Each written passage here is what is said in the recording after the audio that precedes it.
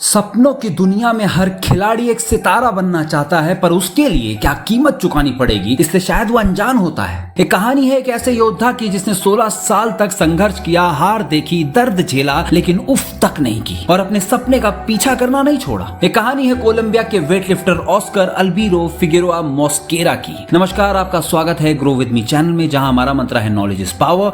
हमारा soul motive है आप तक जानकारी पहुंचाना। चलिए शुरू करते हैं। 27 अप्रैल 1983 को ज़ारागोजा की ग्रामीण बस्ती कोलंबिया में ऑस्कर फिगेरोआ नाम का एक लड़का पैदा हुआ। बचपन से ही वो अपने देश के लिए कुछ बड़ा करना चाहता था, इसलिए उसने वेटलिफ्टिंग को चुना और वेटलिफ्टिंग उनका जुनून बन गया। फिगेरोआ ने 11 वर्ष की आयु में वेटलिफ्टिंग की शुरुआत की। उनकी मेहनत और प्रतिभा ने उन्हें अंतर्राष्ट्रीय मंच पर पहचान दिलाई। हालांकि उनके करियर में कई बाधाएं आई, जिनमें गंभीर चोटें भी शामिल थी, जिन्होंने उनके मेडल की उम्मीदों को प्रभावित किया। फिगेरोआ ने 2004 एथेंस ओलंपिक में भाग लिया। उन्हें पहली बार पीठ की चोट 2004 एथेंस ओलंपिक के दौरान महसूस हुई। वेटलिफ्टिंग में बार बार भारी वजन उठाने के कारण उनकी रीढ़ की हड्डी पर प्रेशर पड़ा, जिससे उनके लंबर स्पाइन रीढ़ के निचले हिस्से यानी लोअर बैक में समस्या हो गई। ये चोट इतनी गंभीर थी कि उन्होंने प्रतियोगिता को बीच में ही छोड़ दिया। फिर अपने सपनों के लिए 4 साल का लंबा इंतजार और 2008 का बीजिंग ओलंपिक।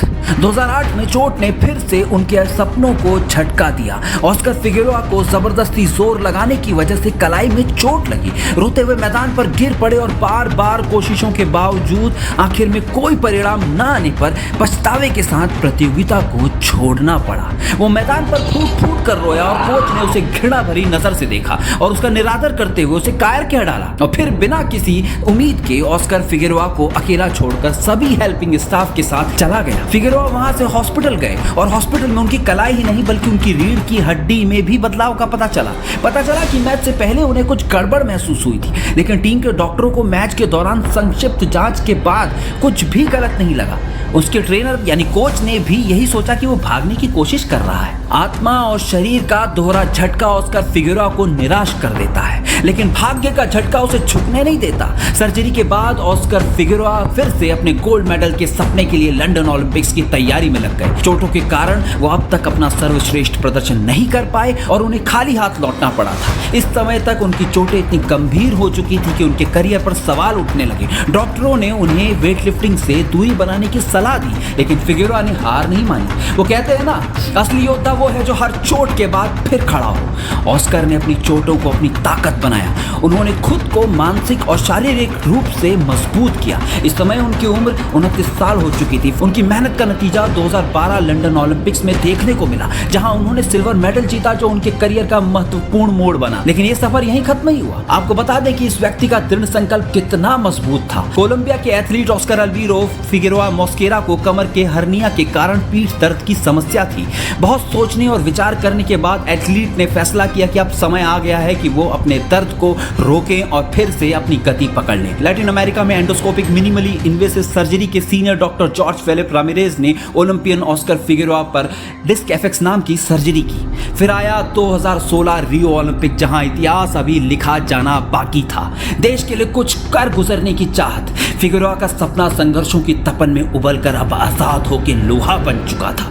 इतने सालों का वो दर्द, वो आंसू लिए आज अपने आखिरी पड़ाव पर खड़ा था। 16 साल से संघर्षों की गोद में पला बड़ा वो बच्चा अब जवान हो चला था, इतिहास में अपना नाम दर्ज करवाने को। ऑस्कर फिगेरोआ जो 33 साल की उम्र में रिटायरमेंट के मुहाने पे खड़े थे, जिन्हें पता था कि इस बार नहीं तो फिर कभी नहीं। वो संकल्प था कि गले में सोना पहनना है, उससे नीचे कुछ भी नहीं। 62 केजी वेट कैटेगरी में रियो ओलंपिक में खेलने पहुंचे ऑस्कर फिगेरोआ, और फिर वो हुआ जब इतिहास ने अपना दामन दोनों हाथों से ऑस्कर फिगेरोआ के लिए फैला दिया और उनका नाम दर्ज हो गया हमेशा के लिए। वो चोटें, वो दर्द और वो आंख में आंसू लिए जूझता रहा, अपनी लड़ाई लड़ता रहा और फिर द लेजेंड ऑस्कर फिगेरोआ बन गया। जी हाँ, उसने करके दिखा दिया, गोल्ड मेडल जीतकर रच दिया इतिहास। ठीक होने के बाद ऑस्कर फिगेरोआ ने 8 अगस्त 2016 को रियो ओलंपिक में गोल्ड मेडल जीतकर अंतिम जीत हासिल की। ये सिर्फ उनकी जीत नहीं थी बल्कि उन सभी के लिए एक संदेश था जो अपने सपनों के लिए लड़ रहे हैं। उन्होंने स्नैच में 142 किलोग्राम और क्लीन एंड जर्क में 176 किलोग्राम, कुल मिलाकर 318 किलोग्राम वेट उठाया। इस उपलब्धि के साथ वो ओलंपिक के स्वर्ण पदक, गोल्ड मेडल जीतने वाले पहले कोलंबियन पुरुष बने। मेडल प्राप्त करते समय उन्होंने व्यक्तिगत रूप से डॉक्टर रमीरेज को धन्यवाद दिया कि उन्होंने उन्हें वो काम जारी रखने की अनुमति दी जो उन्हें पसंद है। उन्होंने कहा कि हार मानना सबसे आसान विकल्प है, ऑप्शन है, लेकिन अगर आप दिल से चाहते हैं तो असफलताएं आपकी जीत का रास्ता बनाती हैं। मैंने 16 साल का इंतजार किया, हर चोट सही, हर आलोचना सुनी और आज मैं यहाँ हूं। रियो ओलंपिक में गोल्ड मेडल जीतने के बाद 33 वर्षीय फिगेरोआ ने अपने 22 साल के करियर को अलविदा कहते हुए संन्यास की घोषणा की। उन्होंने स्टेज के सम्मान में अपने जूते उतारकर अपने खेल जीवन का समापन किया।